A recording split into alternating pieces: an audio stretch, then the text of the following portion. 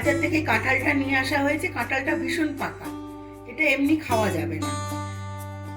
তাই জন্য তোমাদেরকে আমি আজকে এই কাঁঠাল দিয়ে বড়া করে দেখাবো।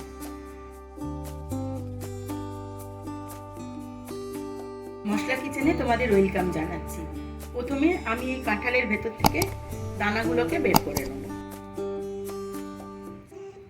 দেখতে পাচ্ছ কাঁঠালটা ভীষণ পাকা।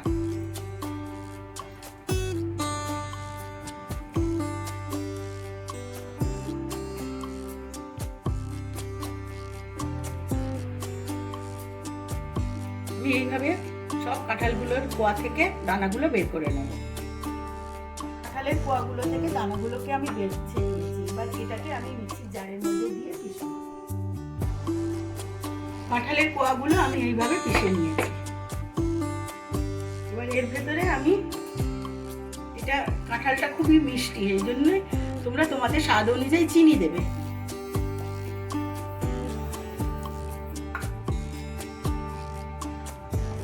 অল্প একটু নুন দেবো।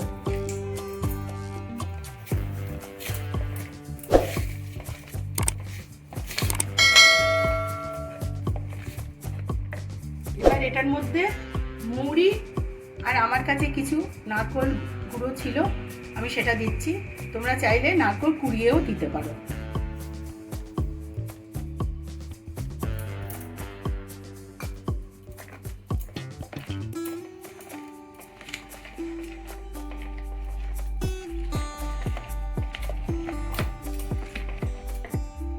এবার এটার মধ্যে আমি পরিমাণ মতো আটা দেবো।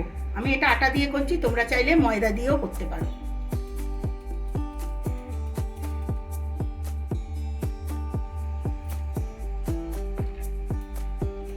এটাকে ভালো করে আমি গুলে নেব।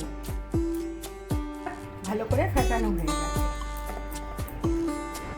তেলটা আমার গরম হয়ে গেছে।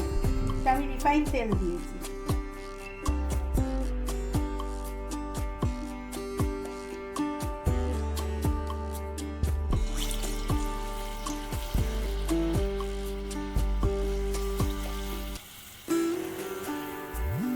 এর মধ্যে আমি বড়ার আকারে দেবো।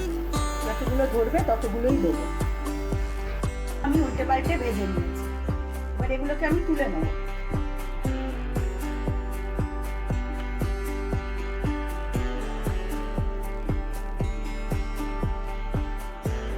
এইভাবে আমি বাকি বড়াগুলোও ভেজে নেব।